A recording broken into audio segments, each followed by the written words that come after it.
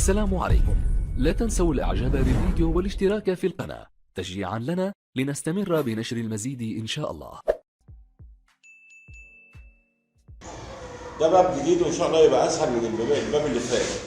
عندنا فصلين، الفصل الاول والفصل الثاني، والفصلين ان شاء الله سهلين وحلوين باذن الله تعالى. الفصل الاول بيتكلم عن ايه؟ بيتكلم عن المحاليل او عامه بيتكلم عن المخاليط. انت لما تحط مادتين مع بعض، اي مادتين ايا كان، صلب سائل غاز، تحط مادتين مع بعضيهم، فلما تيجي تحط المادتين دول تبقى انت كده عملت ايه؟ بس بشرط المادتين ما يتفاعلوش مع بعض. بص لي هنا وركز معايا. لما تحط المادتين دول مع بعض، واخد بالك؟ يبقى انت كده عملت حاجه اسمها ايه؟ تخلط مادتين مع بعض، صلب مع سائل، سائل مع سائل، صلب مع صلب، هيديك ايه في النهايه؟ نسميه ايه الناتج؟ مادتين مش هتعمل تفاعل، مفيش تفاعل. ماشي، ممكن تعمل محلول بس في الاصل هتعمل خليط. يبقى لما تخلط اي مادتين مع بعض سواء او 3 أو 4، اي مادتين تخلطهم مع بعض يبقى يديك حاجه اسمها ايه؟ اسمها مخلوط. اسمها ايه يا رجاله؟ فالفصل الاول بيتكلم عن المخاليط. احنا لو خدنا بعضنا كده على جنب قبل ما نبدا في الفصل ونقسم المخاليط.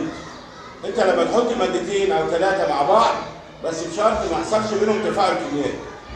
المادتين او 3 أو 4 دول اللي انت بتحطهم مع بعض بنسمي ايه؟ بنسميهم في النهايه مخلوط.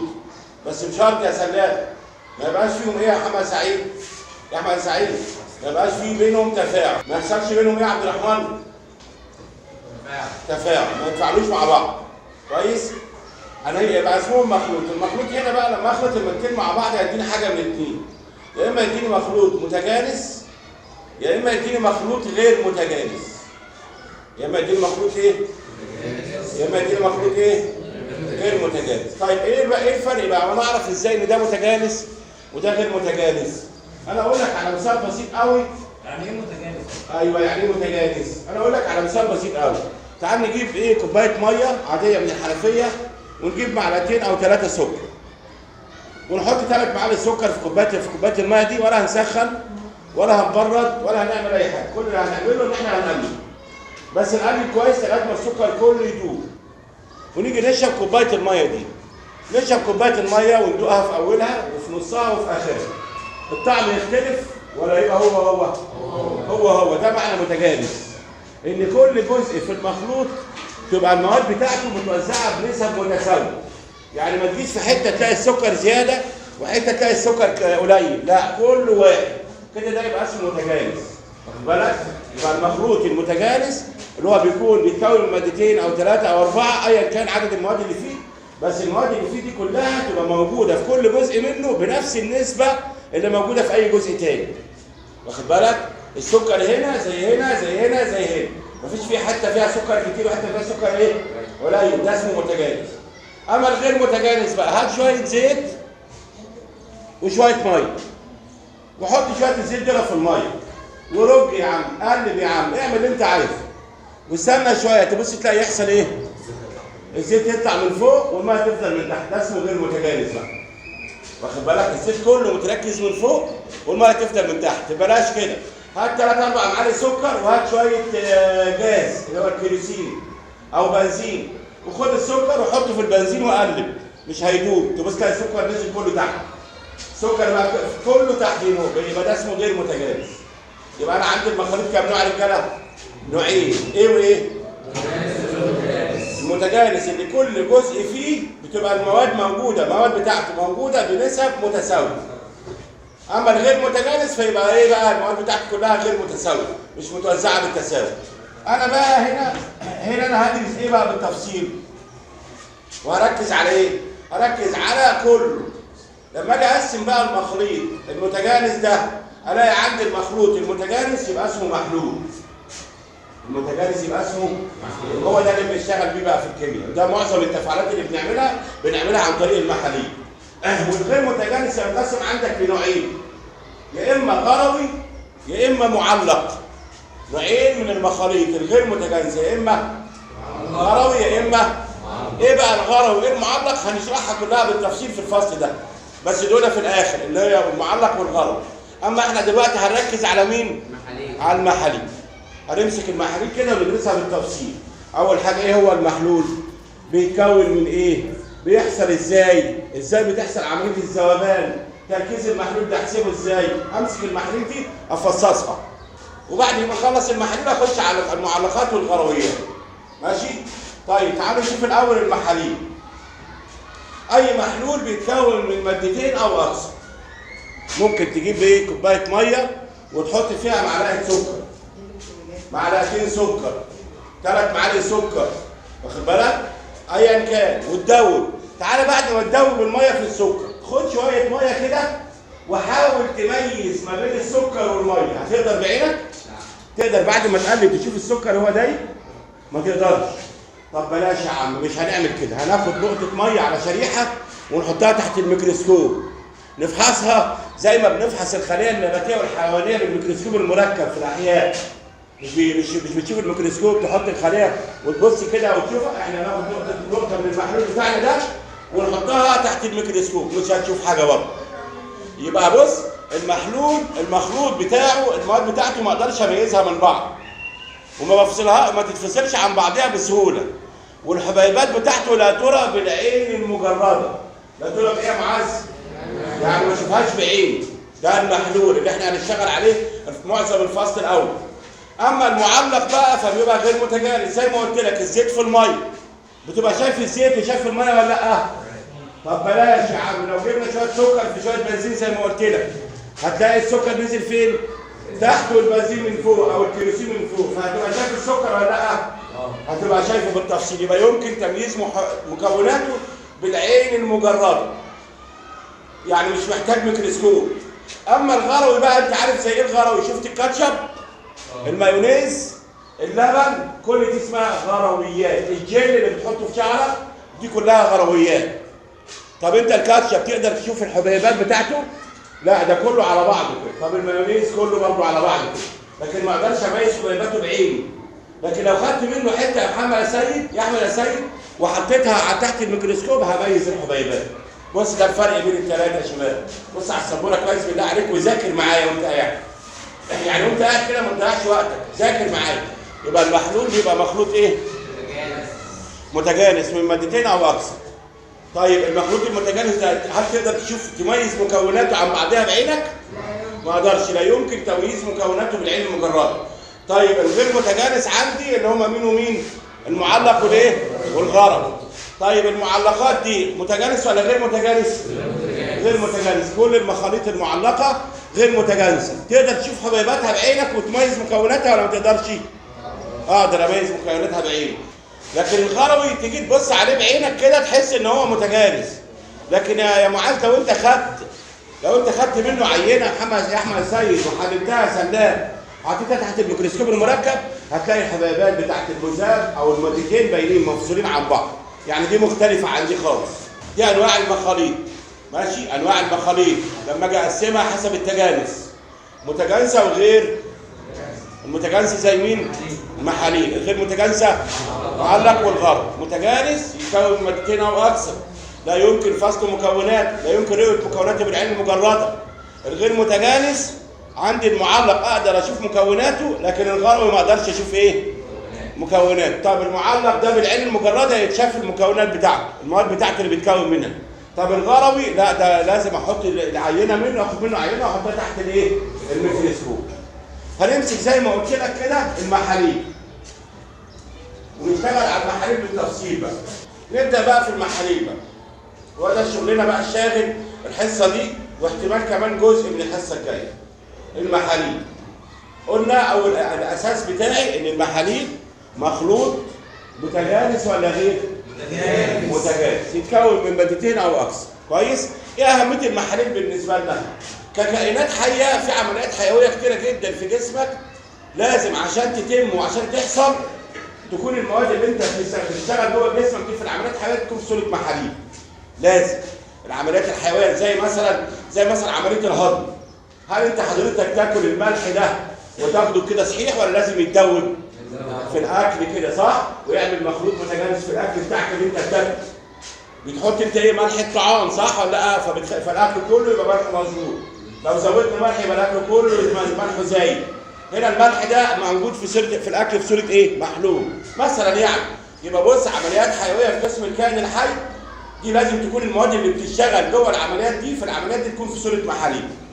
في عندي تفاعلات كيميائيه ما اقدرش اعملها ومش هتتعمل الا لو كانت المواد المتفاعله في صوره ايه يا دكاتره؟ محاليل.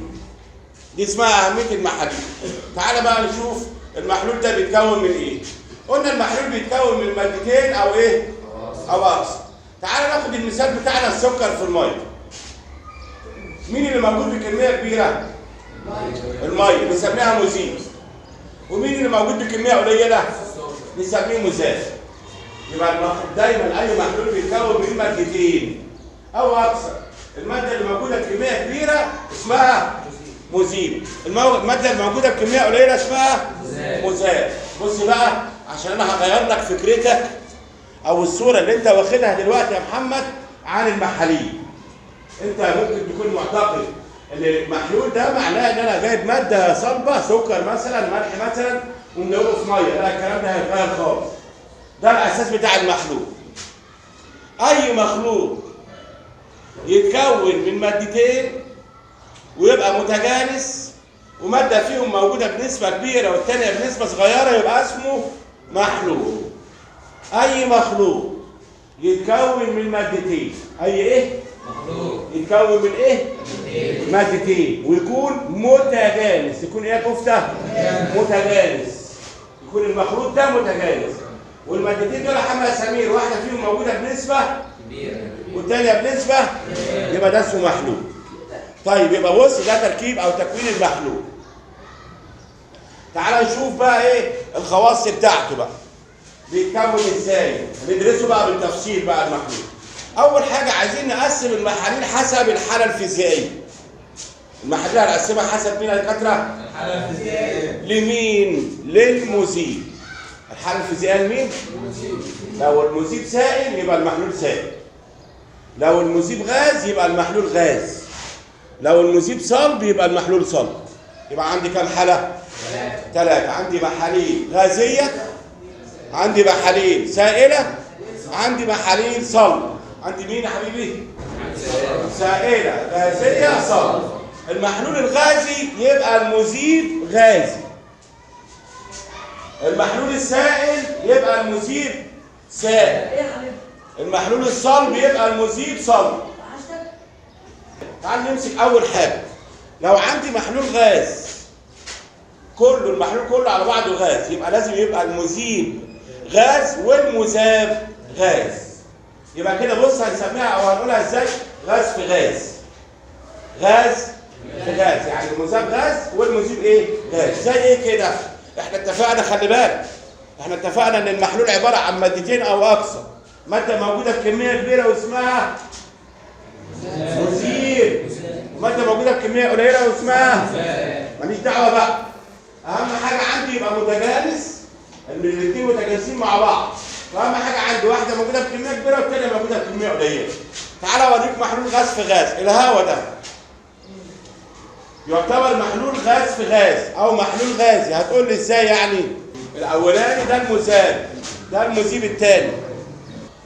بص يا باشمهندس، هنقول هنا نوع المحلول،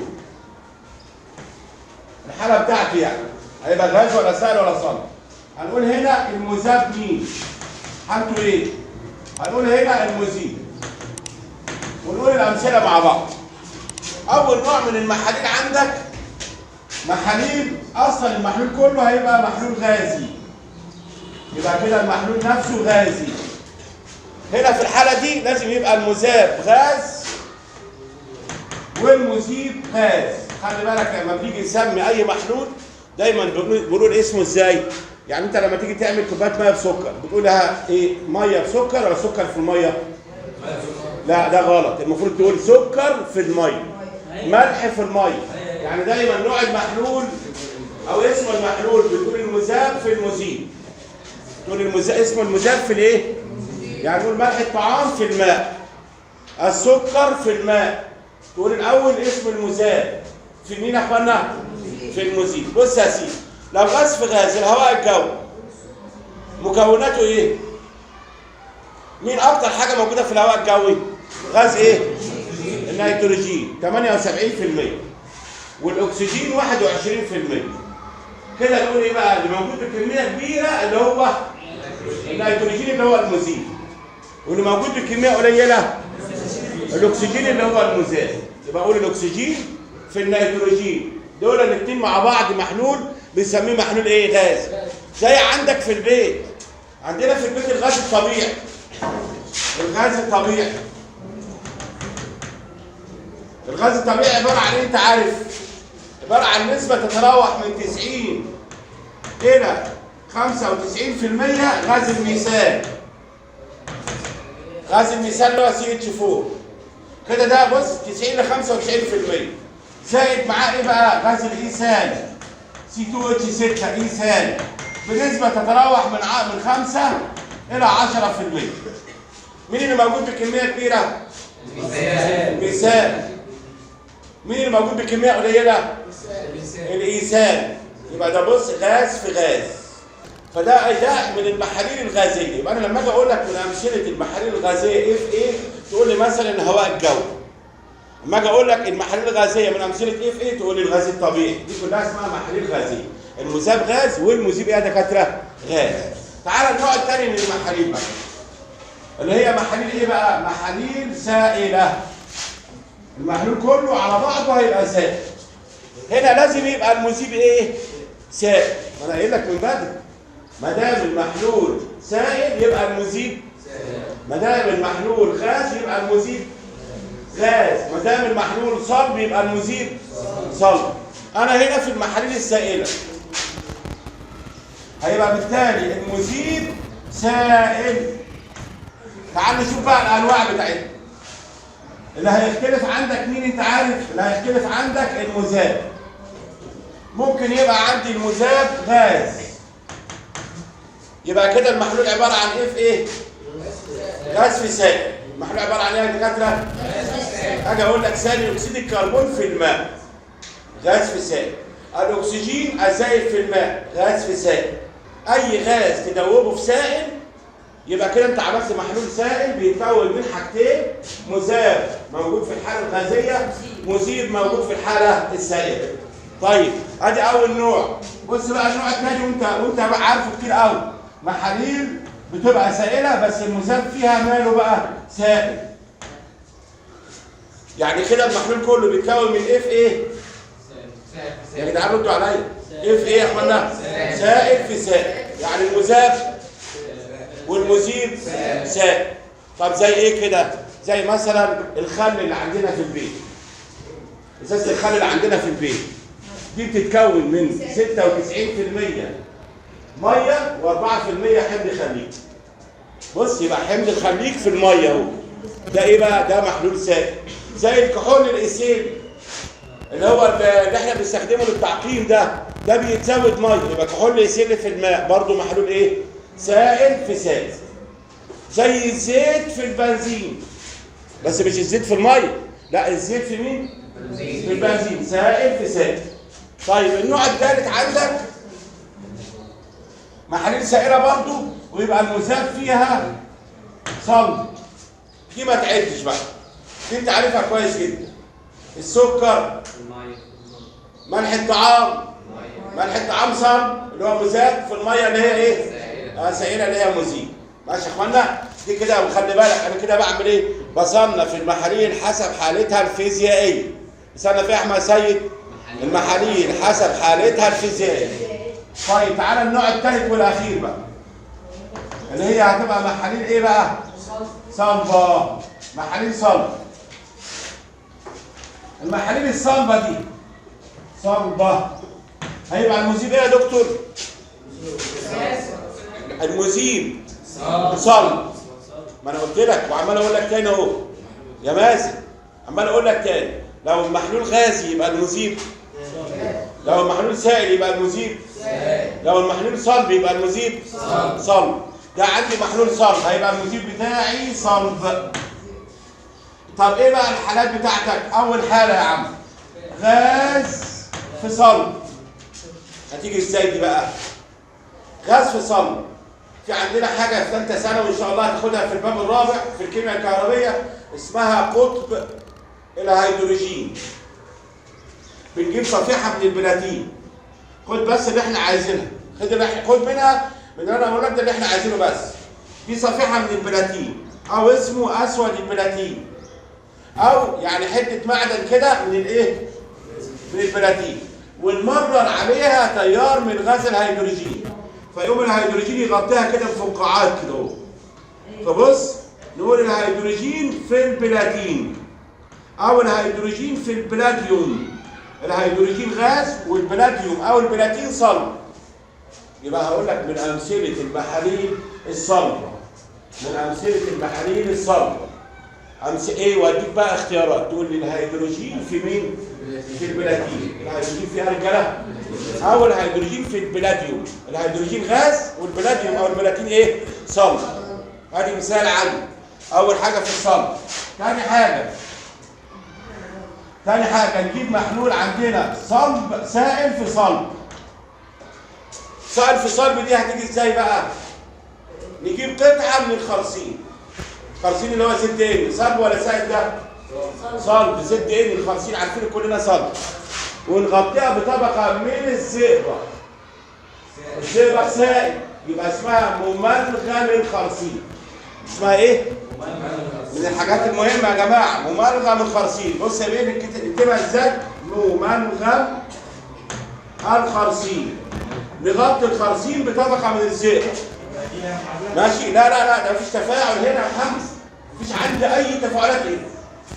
هنا كل الحكايه ان انا بخلط ماده مع ماده بس.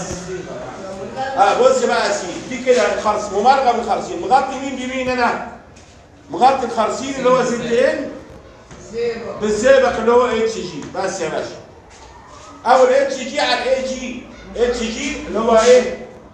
اتش جي اللي هو الزئبق على مين؟ على الاي جي اللي هو الفضه. يعني اغطي الفضه بطبقه من الزئبق واسمه مملغم الفضه.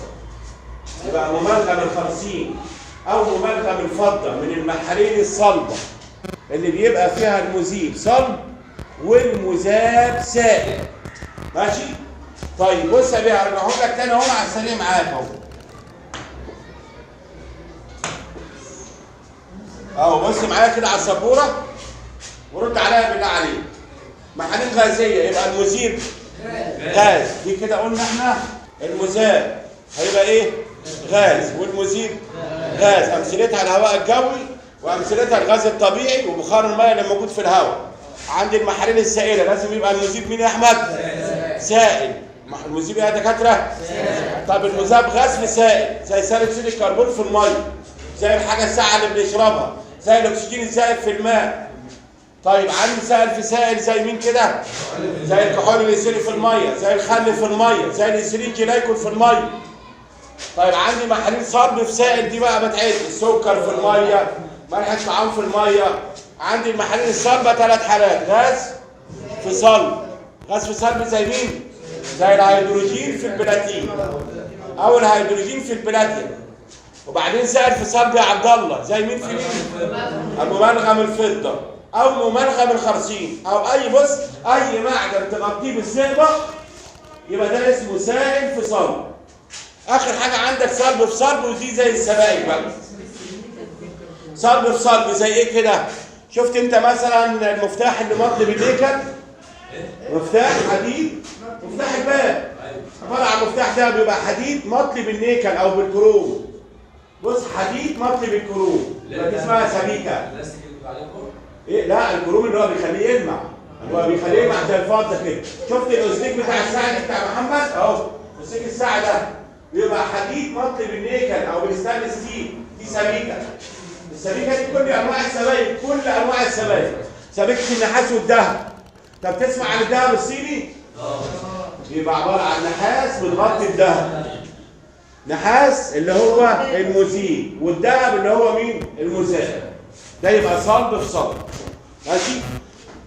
طيب نيجي بعد كده احنا قسمنا المحاليل حسب الحاله الفيزيائيه بتاعته.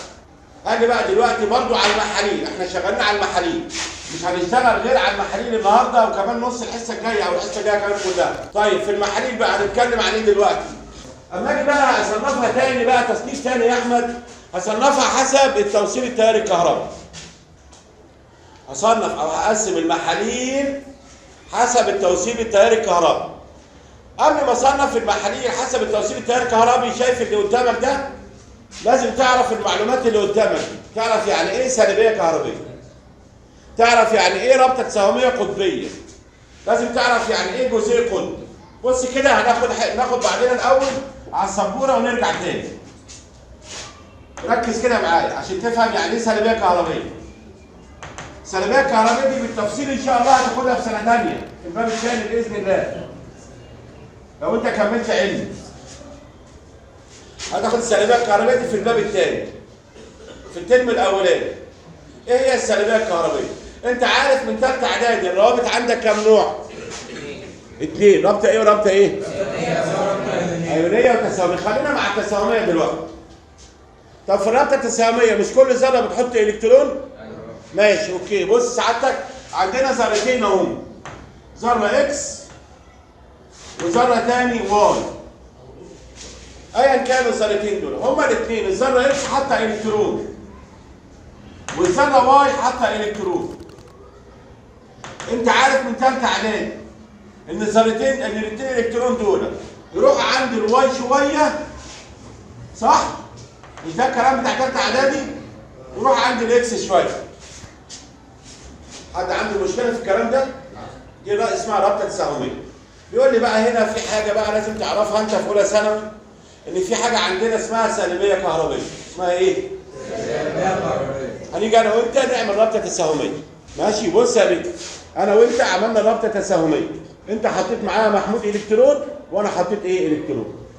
الاثنين الكترون دول احنا عاملين رابطه بيننا وبين بعض عشان نكمل مستوياتنا الخارجيه. فالاثنين الكترون دول انا هاخدهم شويه ومحمود هيدوروا عند محمود ايه شويه.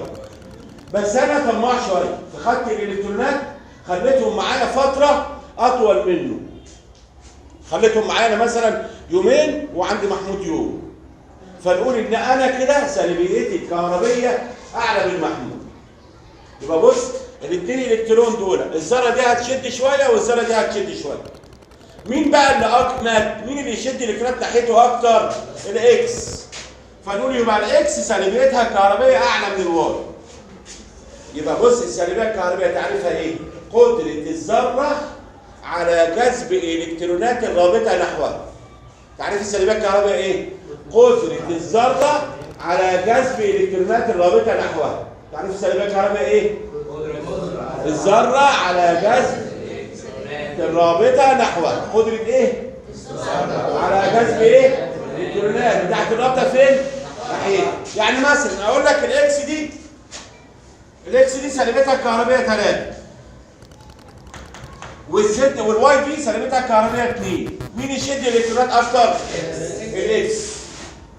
تشدها اكتر يعني ايه؟ يعني تخليها تدور عندها هي فتره اطول من الثانيه. طب لما دي تشد الالكترونات عندها فتره اطول، هنا يا اخوانا هنا حد فقد الكترونات؟ حد اكتسب الكترونات؟ لا بس دي طماعه شويه شدت الالكترونات عندها اكتر من الثانيه. فنقول بص الاكس يبقى عليها ايه يا محمد يا سمير؟ شحنه جزئيه سالبه. بص نسميها ايه؟ اهي شايف الرمز بتاعها؟ شحنه دي اسمها بارشل نيجاتيف تشارج، يعني شحنه جزئيه سالبه على الاكس اللي هي شدت ايه؟ الالكترونات. طب والثانيه دي كده يبقى عليها شحنه جزئيه موجبه. يبقى عليها شحنه جزئيه ايه؟ عشان الالكترونات ايه؟ اثرت معاها شويه، راحت عند الاكس اكتر منها بشويه. فما يبقاش ما نقولش عليها شحنه موجبه. لا ما نقولش شحنه موجبه، نقول شحنه ايه؟ جزئيه، عشان هي ما خدتش الالكترونات خالص. لا دي فقدت خالص ولا دي اكتسبت خالص. زي الرابطه الايونيه. في الرابطه الايونيه لما يفقد يديك ايون ايه؟ موجب، نقول عليه ايون موجب، عليه شحنه موجبه. واللي يكتسب يبقى عليه شحنه ايه؟ سالبه. نقول عليه ايون سالب، عليه شحنه سالبه. ده في الرابطه الايونيه، عشان ده فقد وده ايه يا محمود؟ وده اكتسب خلاص، الالكترون ضاع خالص. لا هنا الالكترون ما ضاعش. ده هنا بص الاكس شدت بس شويه عندها الالكترونات اكتر من الواي. فبقى الاكس عليها شحنه جزئيه سالبه، والواي عليها شحنه جزئيه كده. ده معنى السالبيه الكهربيه. يبقى السالبيه الكهربيه قطب الذره على جذب الكترونات الرابطه نحوها. طيب بص بقى يا بيه، الرابطه دي بقى اسمها رابطه ايه؟ احنا قلنا تساهميه. هنا بقى معلومه جديده، نسميها رابطه تساهميه قطبيه. نسميها رابطه ايه؟ تساهميه قطبيه. جواد اصحى، نسميها رابطه ايه؟ تساهميه قطبيه. رابطه تساهميه قطبيه. رابطه ايه يا مازن؟ تساهميه قطبيه. يعني ايه رابطه تساهميه قطبيه؟ نقول يعني رابطه بتحصل ما بين كام ذره؟ اثنين، واحده فيهم سالبتها مالها؟ عاليه، والثانيه سالبتها قليله. سالبتها عاليه بتعمل ايه؟ بتشد الالكترونات فين؟ ناحيتها، فيبقى عليها شحنه ايه؟ سالبه. جزئيه سالبه. عليها شحنه ايه؟ جزئيه سالبه. والثانيه عليها شحنه جزئيه موجبه، فتبقى الرابطه هنا تساهميه قطبيه. ويبقى الجزيء ده كله بتاع المركب نسميه جزيء تساهمي قطبي. نسميه ايه؟ جزيء تساهمي قطبي. بص يا عم هقولها لك تاني واوضحها لك تاني واجري على الله. الميه، صيغه الميه ايه؟ H2 اهو. بص H2O دي الصيغه بتاعت الميه. هنا كم ذره هيدروجين؟ بص على السبوره يا مازن وقول معايا كم ذره هيدروجين؟ كم ذره اكسجين يا دكتور؟ واحد. فنسمي ذره الاكسجين هنا يا محمد ذره مركزيه. سنترال اتوم. ذره يا دكتور؟ مركزيه، يعني هي اللي في الجزيء وكله مرتبط بيها هي. بص بقى الاكسجين عدده الذري الاو عددها الذري 8. اخر مستوى يبقى فيه كام الكترون؟ 6. بص ادي 1، ادي 2، ادي 3، ادي 4، ادي 5، ادي 6. ركز معايا وهقول لك دلوقتي الروابط بتتم ازاي يا بسام. خليك معايا كده ومركز. الاكسجين ده سالبيته الكهربيه 3، سالبيته الكهربيه 3.5. الاكسجين انت مش تحفظ الارقام. الاكسجين سالبيته الكهربيه كام؟ 3.5. ذره الهيدروجين هتعمل مع ذره الاكسجين رابطه، والرابطه هتبقى رابطه تساهميه. الاتش اهي. بص ذره الهيدروجين هي اكس اهي، عندهاش غير الكترون واحد يتيم. فتقوم تيجي ذره الاكسجين ترتبط مع ذره مين؟ الهيدروجين، وهما الاثنين يعملوا مع بعض رابطه اهي، رابطه تساهميه. وتيجي ذره هيدروجين تاني اتش اهي، تروح برضه هي كمان عامله رابطه مع الاو، رابطه تساهميه اهي. الالكترونين دول يروحوا عند الهيدروجين شويه وعند الاكسجين شويه، والالكترون دول يروحوا عند الهيدروجين شويه وعند الاكسجين شويه. الاتش سالبيتها الكهربيه يا محترم 2.1. الاتش سالبيتها الكهربيه يا عم احمد 2.1. مين سالبيته اعلى؟ الاكسجين. الاكسجين. مين يشد الالكترونات عن ناحيته؟ لا. مين سالبيته اعلى قلنا؟ الاكسجين. مين يشد الالكترونات ناحيته اكتر؟ الاكسجين. فيبقى على ذره الاكسجين دي كده شحنه جزئيه سالبه، وعلى ذره الهيدروجين شحنه جزئيه موجبه. على ذره الهيدروجين شحنه جزئيه موجبه. كده جزيء الميه ليه كام قطب؟ قطبين، قطب موجب وقطب سالب، فنسميه جزيء تساهمي قطبي. جزيء تساهمي قطبي. اقول لك بص كده السؤال، علل سؤال مقالي، علل الروابط في جزيء الماء تساهميه قطبيه. علل جزيء الماء مذيب قطبي. كل دي اسئله لها نفس الاجابه والله. علل الرابطه في جزيء الماء تساهميه قطبيه. علل الماء مذيب قطبي. بص بقى الاجابه عشان انت هترد عليها، مش هسيبك غير ما تقولها. عشان ذره رد عليا. عشان ذره ايه؟ سالبيتها مالها؟ عاليه، اعلى من ذره مين؟ تشد الالكترونات الرابطه فين؟ نحوها، يبقى عليها شحنه؟ لا، جزئيه سالبه. شحنه ايه؟ وعلى ذره الهيدروجين شحنه جزئيه موجبه. تاني علل الروابط في جزيء الماء تساهميه قطبيه. علل الماء مذيب قطبي. علل الماء مركب قطبي. كل دي اسئله عليها. نقول له عشان ذره،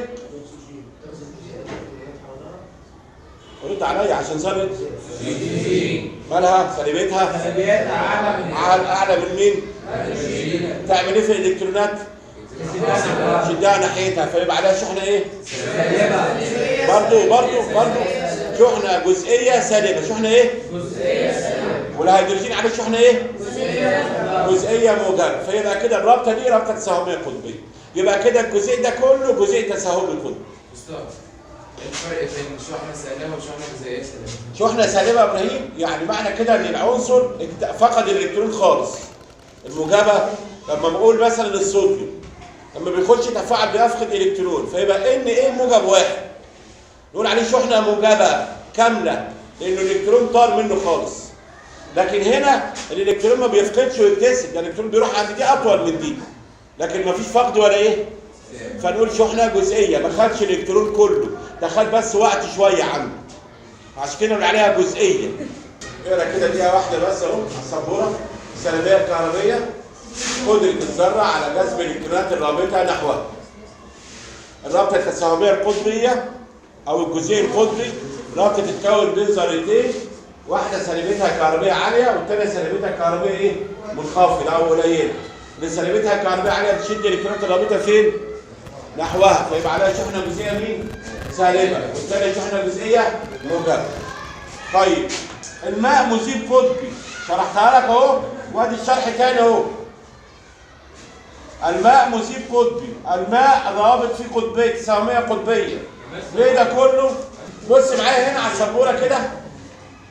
ده جزيء الميه. بص يا عبد الرحمن دي ذره مين؟ سلام ذره ايه دي؟ الاكسجين الاو. دي ذره مين؟ مين بيشد الالكترونات عنده اكتر؟ الاكسجين. فيبقى عليه شحنه جزئيه سالبه. والهيدروجين شحنه جزئيه ايه؟ موجبه. يبقى اقول لك علل الماء مذيب قطبي، علل الروابط في جزيء الماء تساهميه قطبيه. الاجابه ايه يا مازن؟ يا معاذ؟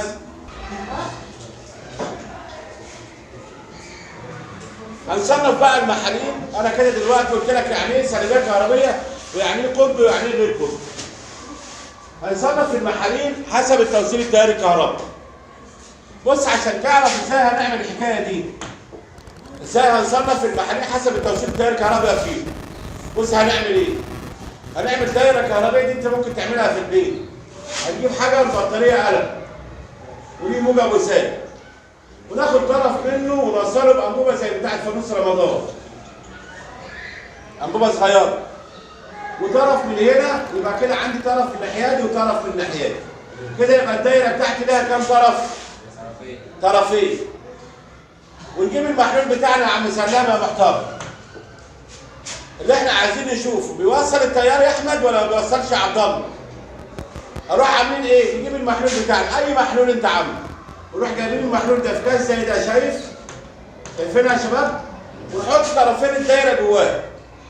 اذا المصباح اضاء يبقى المحلول يوصل. اذا المصباح لم يضيء يبقى المحلول ما بيوصلش.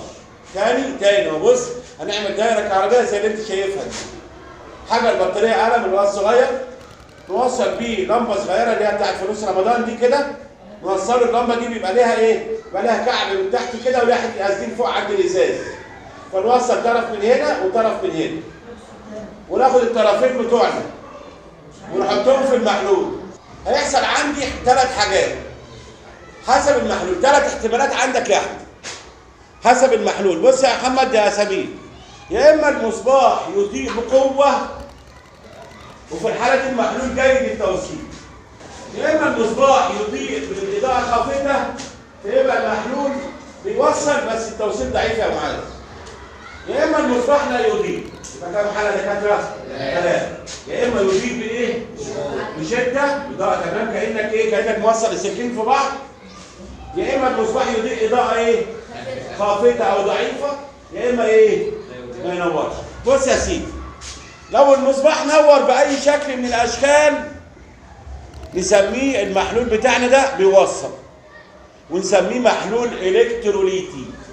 نسميه محلول ايه يا دكتور؟ الكتروليتي. ده لو المصباح ماله نور قوي ضعيف، المهم ان هو اضاء. لو المصباح اضاء يبقى اسمه محلول الكتروليتي. محلول ايه بايه؟ يوصل التيار الكهربي عن طريق حركه ايوناته.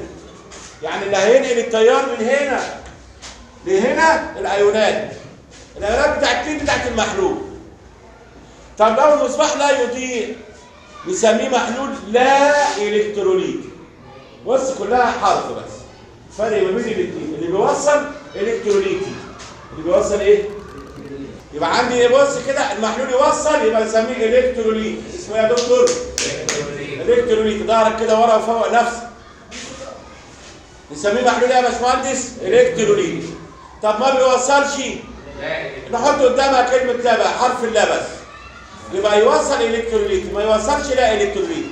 اللي بيوصل المحل اللي بتوصل اللي هي الالكتروليتيه، سواء ايه يا احمد؟ سواء جيده التوصيل يا محمود او رديئه التوصيل يا ابراهيم، نسميها محاليل الكتروليتيه. بتوصل ازاي؟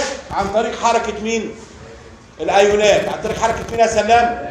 الايونات. طب واللي ما بيوصلش نسميه لا الكتروليتي يا حماد سمير. وهنا يبقى المحلول بتاعي ما فيهوش ايونات اصلا. ما فيهوش ايه؟ ايونات. طيب احنا بقى هنركن اللا الكتروليتي ونمسك في الالكتروليتي دلوقتي. قلنا المحلول اللي بيوصل كام حاله؟ حالتين. اللي بيوصل حالتين. اللي بيوصل كام حاله؟ يا اما الاضاءه ايه؟ يا اما الاضاءه ايه؟ ضعيفه. القويه نسميه الكتروليت قوي. اللي جيد التوصيل للتيار نسميه الكتروليت قوي. واللي رديء التوصيل نسميه الكتروليت ضعيف. يبقى للتوصيل التيار الكهربائي بتاعه قوي نسميه ايه؟ الكتروليت ايه؟ قوي.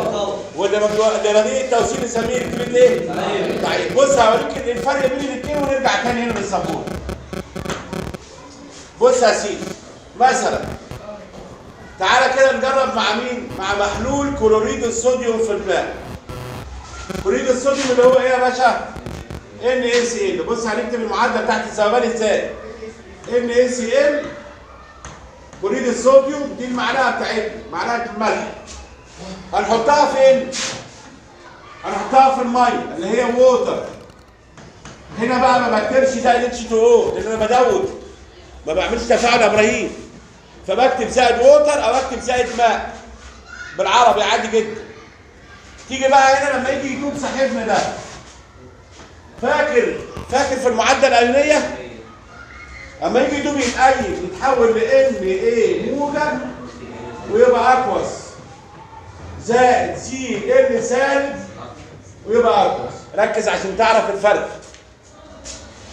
ركز عشان انا عايزك انت تفهم الفرق ما بين الالكتروليت القوي اللي هو جيد التوصيل والالكتروليت الضعيف اللي هو رديء التوصيل. هنا كلوريد الصوديوم ده مركب ايوني. هجيب منه يا محمد ايه؟ هجيب منه 1 مول. 1 مول من كلوريد الصوديوم وادوبه في الميه. هدوبه في الماء بص لغايه ما يدوب كله. فيقوم يتحول ال1 مول ده لايه بقى؟ ل1 مول من ايونات الصوديوم زائد 1 مول من ايونات الكلوريد. بص لاحظ كل الجزيئات اللي عندك هنا ما بقتش موجوده، كلها اتحولت لايه؟ لايونات موجبه وايونات سالبه. كل الجزيئات ده اسمه الكتروليت قوي. الالكتروليت القوي كل جزيئاته لما اجي ادوبه في الميه كل جزيئاته تتحول لايونات موجبه وايونات ايه؟ سالبه. زي مثلا مين تاني؟ بص زي NaOH هيدروكسيد الصوديوم. لما اجي ادوبه برضه في الميه بص هكتب على السهم. بص عمليه الاذابه ما بقولش زائد H2O، لا بكتب على السهم يا احمد يا سيد ميه وده يبقى سوليد هنا. هيديني بص Na موجب زائد OH سالب. لو انت جايب NaOH 1 مول هيتقين كله 1 مول. طب لو جايب 2 مول يبقى 2 و2 والجزيئات تختفي، مفيش جزيئات، كله يبقى ايونات موجبه وايونات سالبه. فيبقى المحلول ده جيد التوصيل فنسميه الكتروليت قوي. زي مثلا اخر مثال في الالكتروليتات القويه اهو. بص دي كلها اللي انا شغال عليها دي اللي انا عملتها قدام حضرتك دي كلها مركبات ايونيه. كلها مركبات يا مازن. فلما اجي ادوبها في الميه ما دام بتدوب تتحول كلها لايونات موجبه وايونات سالبه. يبقى تقدر تقول معلومه هنا ان كل المحاليل المائيه للمركبات الايونيه الكتروليتات قويه. كل المحاليل المائيه للمركبات الايونيه الكتروليتات قويه. اي مركب ايوني ما دام بيدوب في الميه هيتحول لايونات ايه وايونات ايه؟ موجبه وسالبه ويبقى الكتروليت قوي. طب لو كان مركب تساهمي، لو كان مركب تساهمي يا باشمهندس على ورا زي مين كده؟ بص HCl. HCl حمض الهيدروكلوريد ده وهو غاز، واخد بالك يا محمود؟ وهو غاز ال HCl وهو غاز ما بيوصلش خالص. ما هو اي غاز ده هيوصل التيار. اي غاز ما بيوصلش تيار كهرباء. طب ده هيبقى وهو غاز ما بيوصلش. تعالوا نعمل له ايه بقى؟ ندوبه في ميه زائد H2 هيتحول لايه بقى؟ بص هنا حاجه جديده يمكن ما عدتش عليك قبل كده. هيتحول للايون ده H3O موجب زائد Cl سالب. هيتحول لايون اسمه ايون هيدرونيوم. اسمه ايون ايه يا دكتور؟ هيدرونيوم. بص هيدرونيوم. وايون الكلوريد لو انت جايب من حمض الغاز الهيدروجين ده 1 مول هيتحول كله لايونات موجبه وايونات سالبه. كل الجزيئات اتفكت لايونات موجبه وايونات ايه؟ سالبه. نقوم نسميها ايه بقى؟ تامه التأين. نسميها ايه يا باشمهندس؟ يعني كل الجزيئات بتاعت المركب لما تيجي تدوبه في الميه يا ابراهيم يتحول كلها لايونات موجبه وايونات سالبه. فدي نسميها الكتروليتات قويه. ما بص الالكتروليتات القويه تامة التأين في الماء. يعني ايه تامة التأين؟ يعني كل جزيئاتها يا محمود تتحول لايه؟ لايونات موجبه وايونات سالبه. محاليلها ومصادرها جيده توصيل التيار الكهربائي. طب الالكتروليتات القويه زي مين؟ زي عندك المركبات الايونيه اللي بتدوب في الميه كلها. اي مركب ايوني يدوب في الميه نسميه الكتروليت قوي. زي عندك المركبات التساهميه القطبيه، الاحماض القويه كلها تامة التأين، كلها الكتروليتات قويه. طب تعالى شوف الالكتروليت الضعيف بقى. لما يبقى الالكتروليت ضعيف هيبقى توصيله ضعيف ولا قوي؟ ضعيف. ليه بقى؟ عشان هيبقى المحلول في عدد قليل من الايونات. ما هو بص ضد بالضد. الالكتروليت القوي جاي للتوصيل ليه؟ عشان المحلول فيه ايه؟ فيه ايونات كتيره تامة التأين. يبقى الالكتروليت الضعيف رديء التوصيل ليه يا مازن؟ عشان فيه ايونات ايه؟ قليله. ما بص الايونات دي هي الرجاله اللي بتنقل التيار. الرجاله اللي بتنقل التيار دي كتيره يبقى قليل التوصيل. الرجاله اللي بتنقل التيار دي قليله يبقى رديء التوصيل. طب انا عندي في الالكتروليتات القويه تم التأين كل الجزيئات تتحول لايونات فيبقى جيد التوصيل. ليه؟ عشان بيحتوي على وفره من الايونات. اما الضعيفه بقى بص هديك مثال. عندنا حمض اللي هو حمض الخليك اللي عندنا في البيت CHCOOH حمض الخليك ده لما نيجي ندوبه في الميه زائد H2O عدد قليل من جزيئاته. يعني لو انت حاطط 1 مول، ال1 مول ده 1 من 100,000 منه. 1 من كام؟ يتحول لايونات. طب وبقيه المول يفضل زي ما هو جزيئات. مثلا لو انت حاطط يا احمد 1000 جزيء يتأين 1.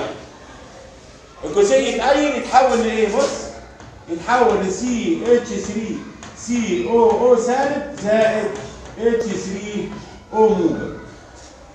لو انت جايب من ده 1 مول، ال1 مول ده يتأين منه عدد قليل جدا. طب والباقي يفضل جزيئات زي ما هو. كده يبقى المحلول بتاعك فيه ايونات كتيره ولا قليله؟ قليله. قليله فيبقى ضعيف التوصيل. كل الاحماض الضعيفه، كل الاحماض العضويه، كل الاحماض الضعيفه مالها؟ الكتروليتات ضعيفه. كل الاحماض العضويه، كل الاحماض الضعيفه الكتروليتات مالها؟ ضعيفه. الالكتروليتات مالها بايه؟ ضعيفه، يعني تحتوي على عدد محدود من الايونات. طيب انا كده قسمت لك الالكتروليتات، تعال نشوفهم تاني ونرجعهم تاني مع بعض. كم نوع قلنا الالكتروليتات؟ قويه وايه؟ وضعيفه. الالكتروليت اللي هو بيوصل التيار، يا اما جيد التوصيل يا اما رديء التوصيل. جيد التوصيل يبقى الكتروليت، رديء التوصيل يبقى الكتروليت ضعيف. طيب الالكتروليتات القويه محاليلها ومصاهرها جيدة التوصيل التيار الكهربي، انها بتحتوي على وفرة من الايونات. زي ايه الالكتروليتات القوية؟ زي المركبات الايونية كلها اللي بتدوب في المية، زي الاحماض كلها اللي فيها روابط تساهمية او الاحماض القوية كلها بتتأيد، فمحاليلها جيدة توصيل التيار الكهربي. اجي يا عم احمد اقول لك علم حمض الهيدروكلوريك الكتروليت قوي،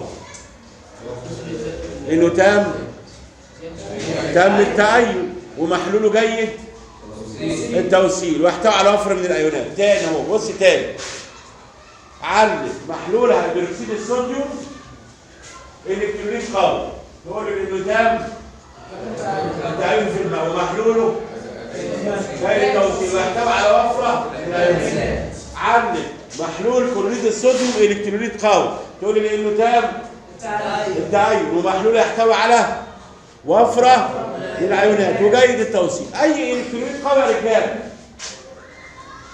اي الكتروليت قوي يا اولاد، اقول لك ليه هو قوي؟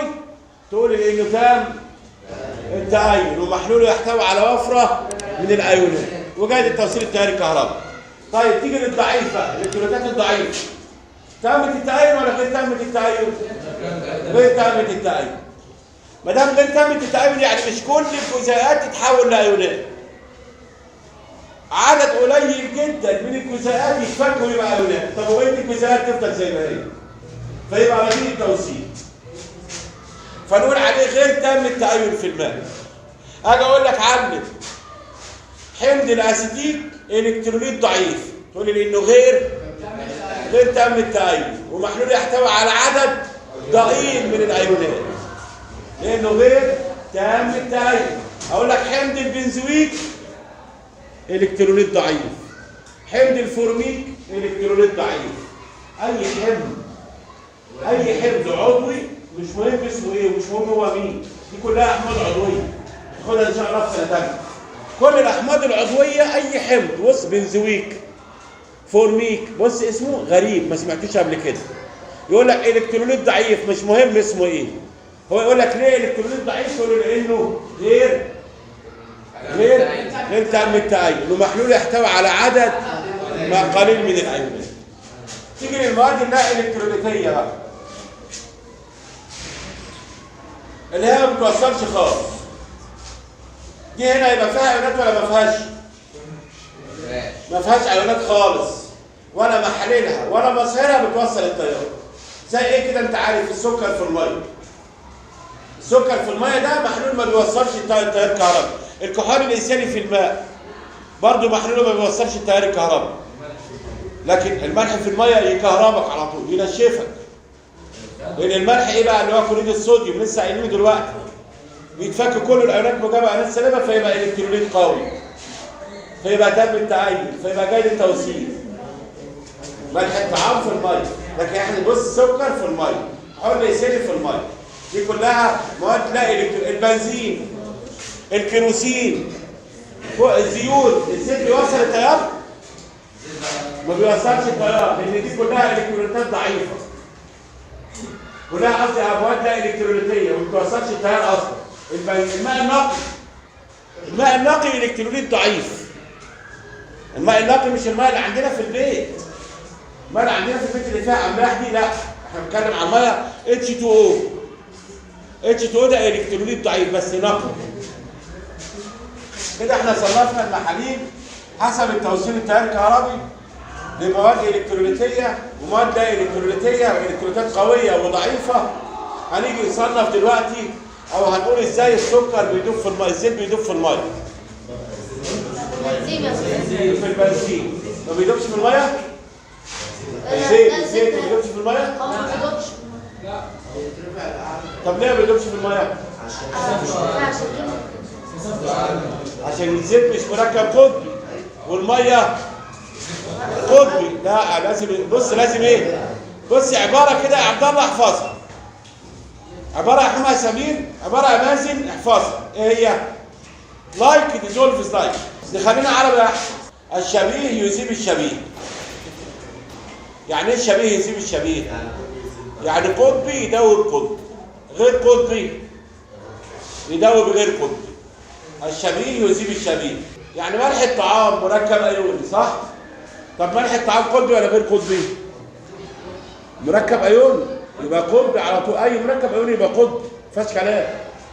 يدوب في الميه ولا ما يدوبش؟ يدوب، لان قطبي يدوب في القطب. لكن الزيت غير قطبي والميه فما يدوبوش في بعض. طب تعالى مع البنزين بقى، يدوب ازاي؟ كيف يذوب الزيت في البنزين؟ الزيت جزيئاته غير قطبيه والبنزين جزيئاته، فتقوم جزيئات الزيت تخش في المسافات اللي بين جزيئات البنزين وبعضها وتستقر ويحدث الذوبان. دي كل الحكايه، لا في تجاذب ولا في ده بيشد ده ولا اي حاجه. كل الحكايه ان البنزين غير قطبي ففي بين جزيئاته مسافات بينيه، والزيت غير قطبي فتقوم جزيئات الزيت تخش في المسافات البينيه اللي بين جزيئات البنزين وتستقر. تستقر تعمل ايه؟ تعمل محلول. فهنا بص، الشبيه يذيب الشبيه.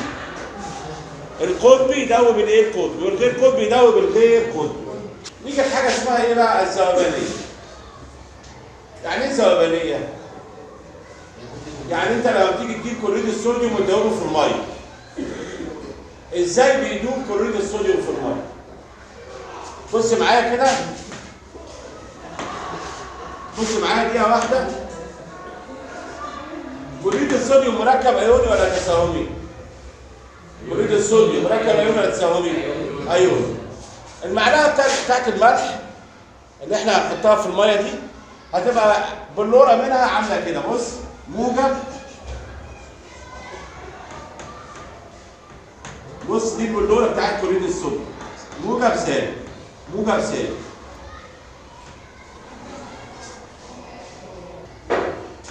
دي كانها البلوره بتاعت كلوريد الصوديوم. تتكون من ايونات صوديوم موجبه وايونات كلوريد سالبه، ايونات صوديوم موجبه وايونات كلوريد سالبه. في بينهم وبين بعض قوه تجاذب عشان ده مركب ايوني. لما نيجي نحطها في الميه بيحصل ايه بقى؟ ازاي بتحدث عمليه الذوبان؟ الديزولفينج بروسيس، عمليه الاذابه. تحصل ازاي عمليه الاذابه؟ جزيئات الميه في حاله حركه مستمره. جزيئات الميه جوه الميه في حاله حركه مستمره. يعني الميه جوه الكوبايه ما بتسكتش.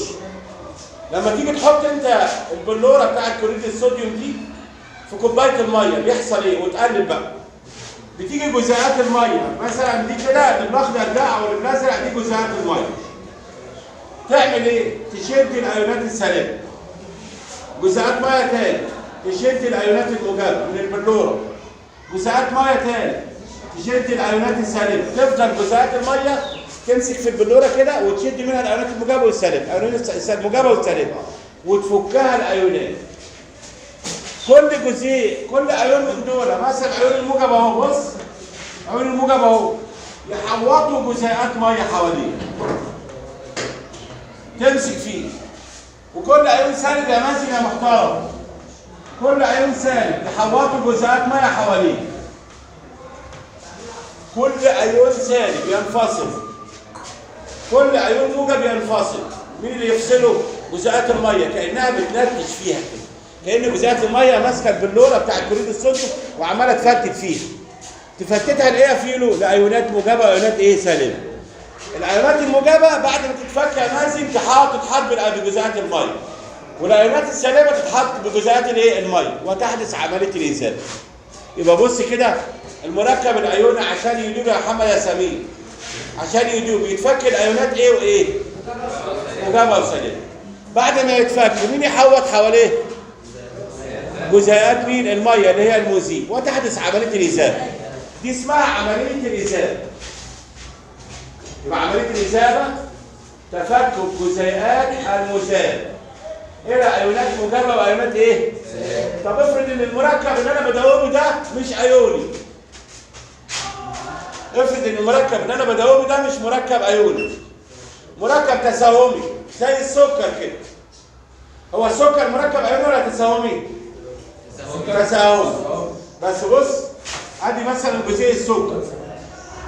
جزيء السكر فيه مجموعه زي دي كده اسمها مجموعه الهيدروكسيل. مش مجموعه واحده، كذا مجموعه. جزيئات الميه بتعمل ايه بقى؟ بتشد جزيء السكر من مجموعه الهيدروكسيل دي وتعمل معاه روابط هيدروجينيه ويحدث الذوبان.